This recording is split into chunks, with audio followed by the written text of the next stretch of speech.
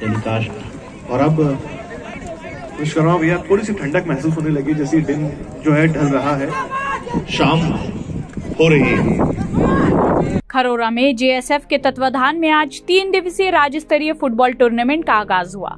आपको बता दें कि नगर पंचायत खरोरा में राज्य स्तरीय प्रतियोगिता का पहला आयोजन है।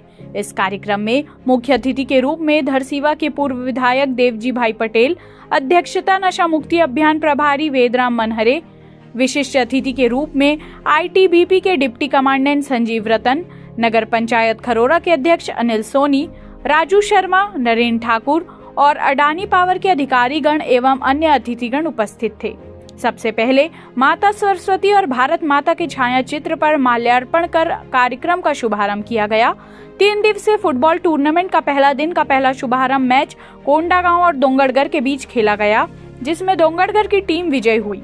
इसके पश्चात 4 अन्य मैच हुए। अतिथियों का उद्घोषण हुआ, जिसमें मुख्य अतिथि महोदय ने इस खेल आयोजन के लिए आयोजक टीम को बधाई और शुभकामनाएं देते हुए आगे भी इस तरह के आयोजन के लिए सहयोग का वादा किया। नगर के युवाओं में फुटबॉल मैच को लेकर काफी उत्साह है। आज 5 मैच रखे गए हैं।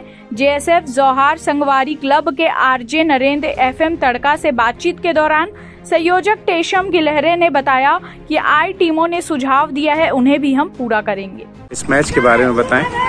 ये बहुत ही खूबसूरत आयोजन किया जा रहा है। जौहार संगवारी फुटबॉल टूर्नामेंट कराया जा रहा है। यहाँ पे जौहार संगवारी फुटबॉल क्लब है और सबसे बड़ी बात है कि इतनी छोटी सी जगह में जो खूबसूरत आयोजन किया जा रहा है, काफी राज्य स्तर की जो टीमों ने यहाँ पर जो है परफॉर्म किया है। ये तीसरा मुकाबला इस वक्त यहाँ पर खेला जा रहा है और प्राइज भी काफी अच्छा खासा 1 लाख रुपए प्राइज मनी रखी गई है।